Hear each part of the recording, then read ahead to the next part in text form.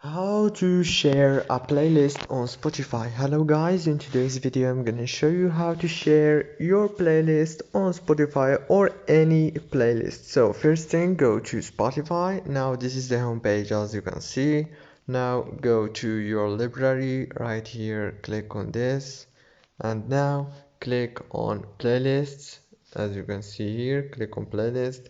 Now this is one of my playlists. All what you have to do is click on it like this and keep clicking, and now click on the share option right here, and here you go. Now you can share your playlist on Instagram or WhatsApp or Facebook or even Messenger, and you can copy the link from here. If this video was helpful, please don't forget to like and subscribe, and thank you so much for watching this video until the end.